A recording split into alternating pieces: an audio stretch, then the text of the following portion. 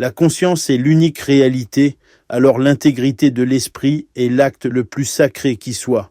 Neville Goddard disait que la conscience est l'unique réalité, pas une influence, pas un facteur parmi d'autres, l'unique réalité.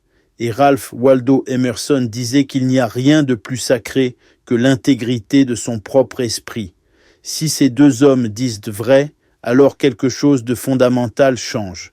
Cela signifie que ce que tu penses, ce que tu ressens, ce que tu tolères en toi n'est pas secondaire, c'est créateur.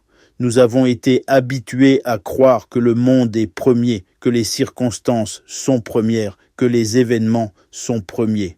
Mais Goddard inverse totalement la perspective. Il nous dit que ce n'est pas le monde qui produit la conscience, c'est la conscience qui produit le monde. Ce que tu vis n'est pas un hasard, ce n'est pas une punition, ce n'est pas une faveur, c'est une expression de ton état intérieur, de ce que tu crois possible, de ce que tu t'autorises, de ce que tu considères comme normal. Et pourtant, la plupart des êtres humains vivent dans un esprit qui n'est pas vraiment le leur. Ils pensent avec des idées héritées, ils désirent avec des désirs appris, ils craignent avec des peurs collectives. Ce n'est pas un reproche, c'est un constat.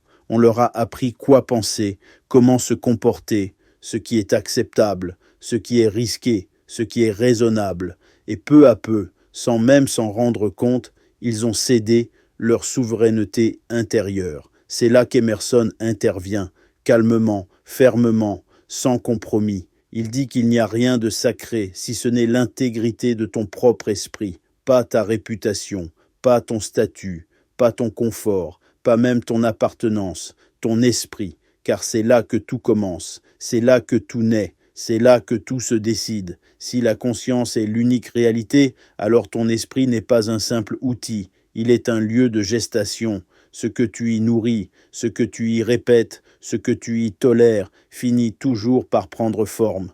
Tu ne manifestes pas ce que tu veux, tu manifestes ce que tu acceptes intérieurement comme vrai. Chaque fois que tu te diminues, chaque fois que tu te trahis, chaque fois que tu fais semblant, tu ajustes silencieusement les limites de ta réalité. Il est normal de douter, il est humain d'hésiter, il est naturel de se tromper. Mais il y a une chose qui coûte très cher intérieurement, c'est le moment où tu sais et où tu n'agis pas, le moment où tu ressens et où tu te détournes, le moment où tu perçois ta vérité et où tu choisis la sécurité. Ce moment-là laisse une trace. Être intègre, ce n'est pas être parfait, c'est être aligné.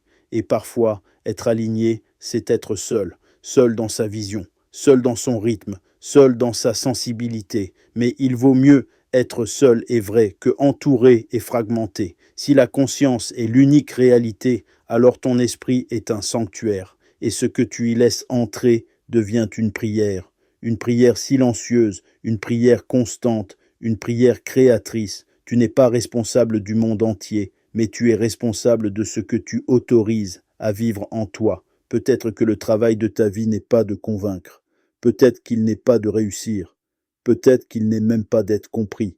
Peut-être que le vrai travail est beaucoup plus simple et beaucoup plus exigeant. Ne jamais te trahir. Car si la conscience est l'unique réalité, alors l'intégrité de ton esprit est l'acte le plus sacré qui soit.